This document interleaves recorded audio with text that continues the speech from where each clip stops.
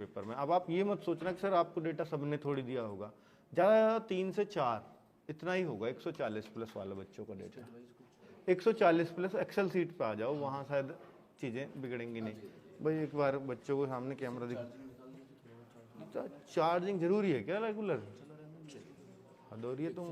140 plus जो बच्चे हैं वो 3482 हैं। 140 140 155 140 से 155 लिए, क्योंकि 155 से ऊपर हमने फेक माना है, पर 155 तक मार्क्स हो सकते हैं, इसमें कोई शक नहीं है।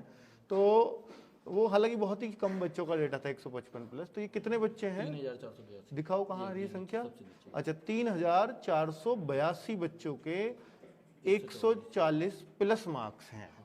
तो ये हाँ ठीक है, वो तो ठीक है। इनका एवरेज 140 प्लस वालों का 143.3 है, क्योंकि हमने 140 से 155 तक लिए हैं। तो इस एवरेज अगर 143 आ रहा है तो ज़्यादातर बच्चे 140 के आसपास हैं, इससे पता लगता है।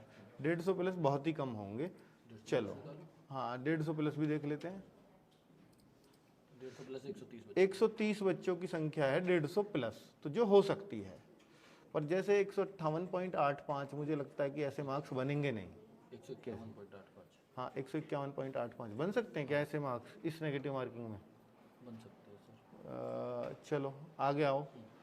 नहीं बनेंगे, 0.25 के उसमें रेशियो में ही रहेंगे। 130 से 135 के हाँ 130 से 135 के बीच। 130 से 135 के बीच। अच्छा कितने बच्चे हैं? 8318 130 से 135 तक 8318 बच्चे हैं, ये संख्या यहाँ दिखाई दे रही है। एवरेज 132। हाँ ठीक है। और आगे दिखाओ वो 135 से 140 के बीच कितना है?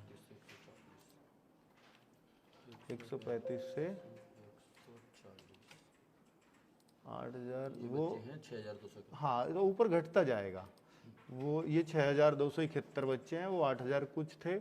नीचे आओगे 125 से 130 तो 10 से प्लस मिलेगा मेरे ख्याल से 9300। नीचे थोड़ा और बढ़ता रहेगा, वो तो जाहिर सी बात है।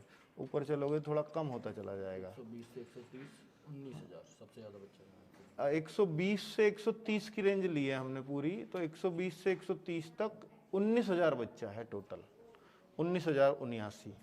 काफ़ी बड़ी संख्या है।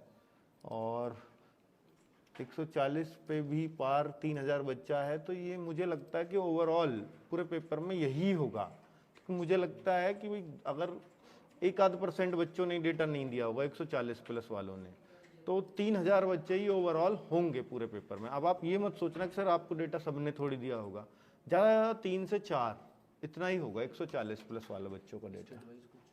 हाँ अभी स्टेट वाइज देख लेते हैं हम कि यूपी में 140 प्लस कितने हैं, थोड़ा ये मेरे को देखना है।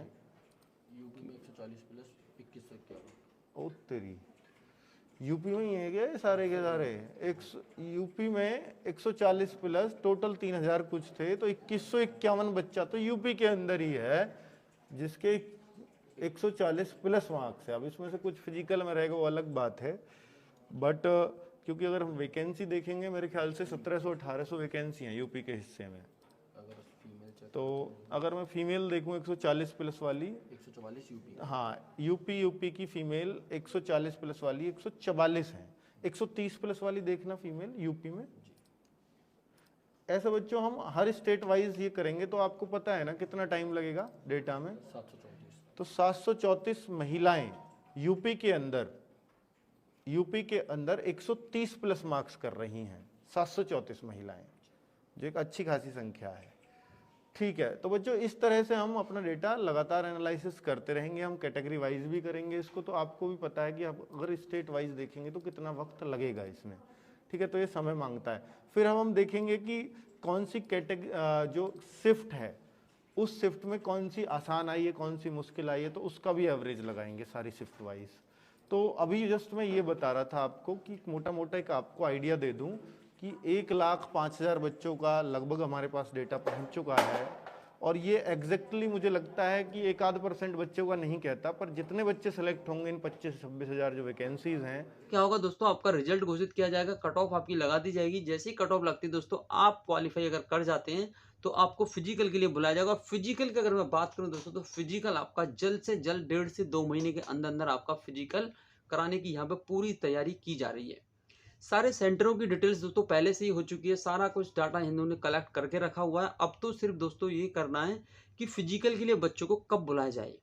तो आप बिल्कुल भी टाइम वेस्ट ना करें, फिजिकल के लिए रेडी रहिएगा। डे बाय डे आप फिजिकल की तैयारी करते रहिए और ग्राउंड फ्लोर से यानी कि ग्राउंड फील्ड से भी मैं आपको धीरे धीरे चीज़ें यहाँ से अपडेट कराता रहूँगा, किस तरीके से रनिंग करनी है, कैसे फील्ड में आपको बॉडी को वार्म अप करना है, किस तरीके से आपको सांस यानी कि ब्रीद आपको लेनी है कम ज़्यादा, कैसे स्पीड को स्लो मोशन में या फिर फास्ट स्पीड से, या फिर सूट किस तरीके से कब सूट लेना है आपको, ये सारी डिटेल्स मैं आपको साथ के साथ डे बाय डे देता रहूँगा। ठीक है, तो चलिए दोस्तों मिलते हैं नेक्स्ट वीडियो में, तब तक के लिए जय हिंद जय भारत।